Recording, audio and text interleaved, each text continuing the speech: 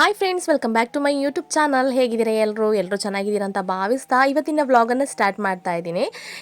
ಈ ವಿಡಿಯೋ ಬಂದು ನಾನು ಲಾಸ್ಟ್ ಮಂತೆ ಮಾಡಿ ಇಟ್ಕೊಂಡಿರುವಂಥದ್ದು. ಅದಾದಮೇಲೆ ನನಗೆ ಹುಷಾರಿಲ್ಲದೆ ಇರೋಂಗಾಯಿತು. ಹಾಗಾಗಿ ಎಲ್ಲೂ ವಾಯ್ಸ್ ಓವರ್ ಮಾಡ್ಕೊಳ್ಳೋಕ್ಕಾಗ್ತಿರ್ಲಿಲ್ಲ. ಸೊ ಹಾಗಾಗಿ ವಿಡಿಯೋ ಕೂಡ ಅಪ್ಲೋಡ್ ಮಾಡೋಕ್ಕಾಗ್ತಿರ್ಲಿಲ್ಲ. ಸೊ ಇವತ್ತು ನಮಗೆ ಬೆಳಿಗ್ಗೆನೇ ನನ್ನ ಮಕ್ಕಳನ್ನ ಕರ್ಕೊಂಡು ಸ್ಕೂಲ್ಗೆ ಹೊರಟಿದ್ದೆ. ಅಂದರೆ ಸ್ವಲ್ಪ ಗಡಿಬಿಡಿ ಅಂತ ಅನ್ನಿಸ್ತಾ ಇತ್ತು. ಇವತ್ತು ಅಡಿಕೆ ಕುಯ್ಲಿಕ್ಕೆ ಬರ್ತಾರೆ ಇವತ್ತು ಮನೆಗೆ ಅನ್ಎಕ್ಸ್ಪೆಕ್ಟೆಡ್ ಆಗಿ. ಅಂದರೆ ನಮಗೆ ಗೊತ್ತಿರಲಿಲ್ಲ ಬರ್ತಾರೆ ಅಂತ ಹೇಳಿಬಿಟ್ಟು.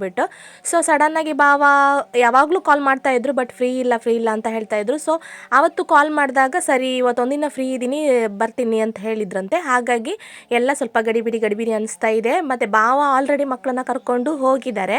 ಅಂದರೆ ಮಕ್ಕಳನ್ನ ಬೇಗ ಸ್ಕೂಲಿಗೆ ಬಿಟ್ಟು ಬರಬೇಕಲ್ಲ, ಹಾಗಾಗಿ ಅವರು ಕೂಡ ಬೇಗ ಹೋದರು. ಇಲ್ಲಿ ಅಡಿಕೆ ಕುಯ್ಲಿಕ್ಕೆ ಬರುವಷ್ಟೊತ್ತಿಗೆ ಅವರು ವಾಪಸ್ ಇಲ್ಲಿಗೆ ತಲುಪಬೇಕು ಅಂತ ಹೇಳ್ಬಿಟ್ಟು. ಸೊ ನಾನು ಸೇಮ್ ಟೈಮಿಗೆ ಹೋಗ್ತಾ ಇದ್ದೀನಿ. ಆವತ್ತು ಶುಕ್ರವಾರ ಆಗಿತ್ತು. ಇನ್ನು ಶನಿವಾರ ನಾನು ಯಾವಾಗಲೂ ಚಿಂಟುನ ಸ್ಕೂಲಿಗೆ ಬಿಡಲ್ಲ. ಅಂದರೆ ಯಾಕೆಂದರೆ ಚಿನ್ನುಗೆ ಶನಿವಾರ ಫುಲ್ ಡೇ ಸ್ಕೂಲ್ ಇರುತ್ತೆ. ಸೊ ಹಾಗಾಗಿ ಮಧ್ಯಾಹ್ನ ಈ ಚಿಂಟುಗೆ ಹಾಫ್ ಡೇ ಮಾತ್ರ ಇರೋದು.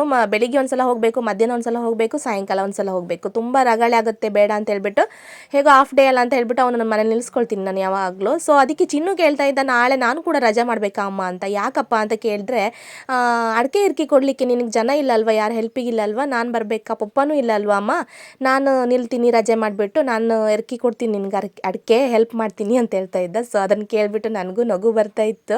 ಅದ್ರ ಬಗ್ಗೆನೇ ಮಾತಾಡ್ಕೊಂಡು ಹೋಗ್ತಾ ಇದ್ವಿ. ಸೊ ಅಷ್ಟೊತ್ತಿಗಾಗಲೇ ಬಾವ ಮಕ್ಕಳನ್ನ ಬಿಟ್ಬಿಟ್ಟು ಅವರು ಕೂಡ ಬಂದರು. ಹಾಗೆ ಅಲ್ಲಿ ಆ ಕಡೆ ರಮೇಶ್ ಅಣ್ಣ ಕೂಡ ಇದ್ದರು. ಅವರು ಏನೋ ಸಂಘದ ದುಡ್ಡು ಕಟ್ಟಲಿಕ್ಕೆ ಹೋಗಿದ್ದರು ಅವತ್ತು ಶುಕ್ರವಾರ ಆಗಿರೋದ್ರಿಂದ. ಸೊ ಹಾಗಾಗಿ ಅವರು ಸಿಕ್ಕಿದ್ರು, ಅವರು ಮಾತಾಡ್ತಾ ಇದ್ರು. ಸೊ ಹೀಗೆ ಮಾತಾಡ್ಕೊಂಡಂತೂ ನಾವು ಮೇಲ್ಗಡೆ ಬಂದ್ವಿ. ನೋಡಿ ನಾವು ಎಷ್ಟು ದೂರ ನಡ್ಕೊಂಡು ಬರಬೇಕು ಅಂತ. ಹಾಗೆ ಮಕ್ಕಳನ್ನ ಸ್ಕೂಲಿಗೆ ಬಿಟ್ಬಿಟ್ಟು ನಾನು ವಾಪಸ್ ಬರ್ತಾನೆ ಸ್ವಲ್ಪ ವೀಡಿಯೋ ಮಾಡಿಕೊಂಡೆ. ಅಂದರೆ ನನಗೆ ಟೆನ್ಷನ್ ಒಂದೇ ಇದ್ದಿದ್ದು ಇವತ್ತು.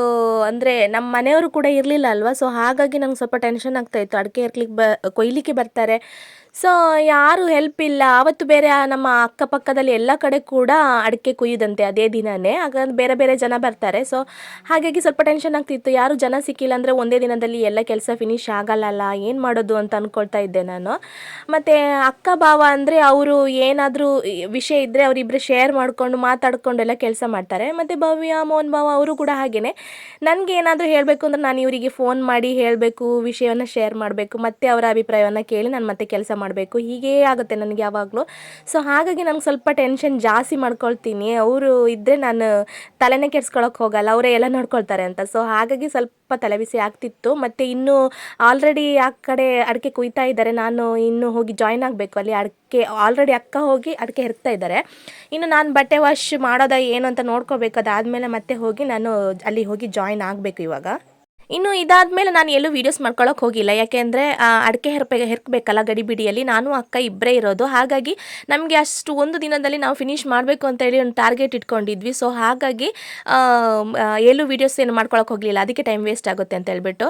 ಹಾಗೆ ಪಕ್ಕದ ಮನೇಲಿ ಒಬ್ಬರು ಅಕ್ಕ ಇದ್ದಾರೆ, ಅವರು ನಾನು ಬರ್ತೀನಿ ಅಂತ ಹೇಳ್ಬಿಟ್ಟು ಮಧ್ಯಾಹ್ನ ನಂತರ ಅವರು ಕೂಡ ಬಂದಿದ್ದರು. ಸೊ ಹಾಗಾಗಿ ಗೀತಕ್ಕ ಮತ್ತು ಅವರು ಅಕ್ಕ ಸುಂದರಿ ಅಕ್ಕ ಇಬ್ಬರು ಅವರು ಅಡಿಕೆ ಹೆರ್ತಾ ಇದ್ದಾರೆ. ಸೊ ಹಾಗಾಗಿ ನಾನೊಂದು 10 ನಿಮಿಷ ಶಾಲೆಗೆ ಹೋಗಿ ಮಕ್ಕಳನ್ನ ಕರ್ಕೊಂಡು ಬರ್ತೀನಿ ಅಂತ ಹೇಳಿ ಹೋಗಿದ್ದೆ. ಸೊ ಹಾಗಾಗಿ ಇಲ್ಲಿ ಅವರಿಬ್ಬರು ಹೆರ್ತಾ ಇದ್ದಾರೆ, ನೀವು ನೋಡ್ತಾ ಇರ್ಬೋದು. ಇನ್ನೊಂದು ಅನ್ಎಕ್ಸ್ಪೆಕ್ಟೆಡ್ ವಿಷಯ ಅಂತ ಹೇಳಿದರೆ, ನಮ್ಮ ಅತ್ತೆ ಕೂಡ ಬಂದಿದ್ದರು. ಒಂದು ಬೆಳಿಗ್ಗೆ ಒಂದು 10-11 ಗಂಟೆ ಆಗುವಾಗ ಮನೆಗೆ ತಲುಪಿದ್ರು ಅವರು. ನನಗೆ ಆಶ್ಚರ್ಯ ಆಯಿತು, ಇದು ಏನಪ್ಪ ಕತೆ ಅಂತ ಹೇಳ್ಬಿಟ್ಟು. ಅವ್ರ ತವ್ರ ಮನೆಗೆ ಬಂದಿದ್ರಂತೆ ಹಿಂದಿನ ದಿನವೇ. ನಮಗೆ ಗೊತ್ತಿರಲಿಲ್ಲ, ಇಲ್ಲಿ ಫೋನ್ ಸಿಕ್ಕಿರಲಿಲ್ವ ಏನೋ ಗೊತ್ತಿಲ್ಲ. ಅದ್ರ ಬಗ್ಗೆನೂ ಕೇಳೋಷ್ಟು ಟೈಮ್ ಇರಲಿಲ್ಲ ನಮಗೆ. ಇವರೇ ನೋಡಿ ನಮ್ಮ ಪಕ್ಕದ ಮನೆ ಅಕ್ಕ. ಹಾಗೆ ಅವರು ಮಧ್ಯಾಹ್ನ ಬಂದಿದ್ರಲ್ಲ, ಅವ್ರು ಸ್ವಲ್ಪ ಸ್ಪೀಡ್ ಆಯಿತು ಕೆಲಸ. ಅವ್ರು ಬಂದಿದ್ದು ತುಂಬಾ ಒಳ್ಳೆಯದಾಯಿತು. ಅದಾದಮೇಲೆ ನಾನು ಇನ್ನೆಲ್ಲೂ ವೀಡಿಯೋಸ್ ಮತ್ತೆ ಮಾಡ್ಕೊಳ್ಳೋಕೆ ಹೋಗಲಿಲ್ಲ. ಇನ್ನೊಂದು ಶಾಕಿಂಗ್ ನ್ಯೂಸ್ ಅಂತ ಹೇಳಿದರೆ, ಮಧ್ಯಾಹ್ನ ನಂತರ ನಮ್ಮ ಮನೆಯವ್ರು ಕೂಡ ಕ್ಯಾಲಿಕಟ್ಟಿಂದ ಹೊರಟಿದ್ರು. ಸಂಜೆ ಆಗೋಷ್ಟೊತ್ತಿಗೆ ನಾನು ತಲುಪ್ತೀನಿ, ನೀನು ಪಾಣತ್ತೂರಿಗೆ ಬಂದು ನಾನು ಪಿಕಪ್ ಮಾಡಬೇಕು ಅಂತ ಹೇಳಿದರು. ಸೊ ಹಾಗಾಗಿ ಅವತ್ತು ಮತ್ತೆ ಅಲ್ಲಿಯೇ ವಿಡಿಯೋನ ಎಂಡ್ ಮಾಡಿದೆ. ನಮ್ಮ ನೆಕ್ಸ್ಟ್ ಡೇ ಮತ್ತೆ ಶುರು ಮಾಡಿದೆ. ಅದೆಲ್ಲ ಅಡಿಕೆ ಕೊಯ್ತಾ ಇರುವಂಥದ್ದು ವೀಡಿಯೋ. ಹಾಗೆಯೇ ಇಲ್ಲಿ ಚಿಂಟು, ಅವನು ಶನಿವಾರ ಅಲ್ವಾ, ನನ್ನ ಆ್ಯಸ್ ಯೂಶ್ವಲ್ ಸ್ಟಾರ್ಟಿಂಗ್ ಹೇಳ್ದಾಗೆ ನಾನು ಶನಿವಾರ ಏನೂ ಸ್ಕೂಲಿಗೆ ಕಳಿಸಲ್ಲ. ಸೊ ಹಾಗಾಗಿ ನನ್ನ ಜೊತೆನೇ ಇದ್ದ.